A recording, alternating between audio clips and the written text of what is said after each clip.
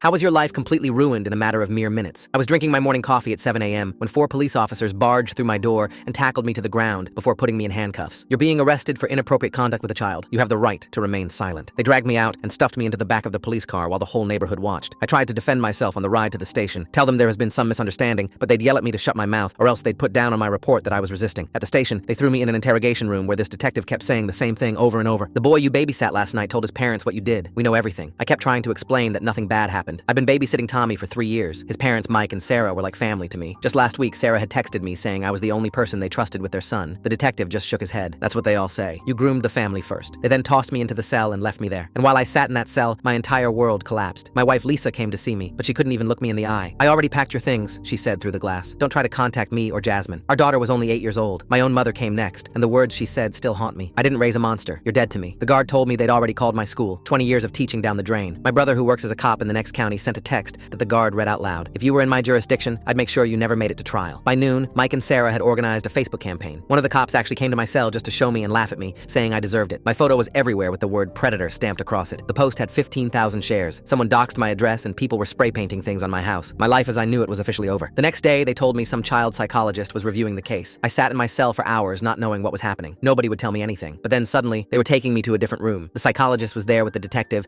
and they had this look on their faces I couldn't read. She started asking me about the previous night with Tommy. I told her everything I could remember. We did homework, I made him mac and cheese, and then there was the incident with the letter. What letter? She asked. I explained how Tommy's teacher called me earlier that day because she couldn't get a hold of his parents. She told me Tommy had been bullying a disabled kid in his class. I was pretty mad when I heard that. I had been bullied myself for factors out of my control when I was little, and I knew the pain Tommy was inflicting. So I made him sit down at the kitchen table and write a genuine, heartfelt apology letter to the boy. But Tommy didn't like that. He refused at first, then threw a tantrum when he realized I wasn't letting him watch cartoons until he wrote the letter. He finally did it, but afterwards he was super angry with me the entire rest of the day. The psychologist exchanged glances with the detective when I said that, and they left the room pretty shortly after. I sat there for what felt like forever. My hands were shaking, no idea what was happening. And then, after what seemed like hours, the door burst open. It was Mike and Sarah, and they rushed in with the psychologist. Sarah was crying hysterically. Oh my God, I'm so sorry. Tommy lied. He admitted everything. He was mad about the letter and thought if you got in trouble, he wouldn't have to give it. We didn't know about the bullying or the lying or any of it. I just stared at them. These people who called me family destroyed my life without even asking what happened. Mike kept saying they would tell everyone the truth, but I could see it in their eyes. They knew what they'd done, couldn't be undone. When they finally released me that afternoon, nobody was waiting. My wife wouldn't answer my calls. My mother's phone went straight to voicemail. The school had already sent a formal letter terminating my employment. My brother had blocked my number. Everything I'd built over 43 years was gone because a 7-year-old didn't want to apologize for bullying another kid.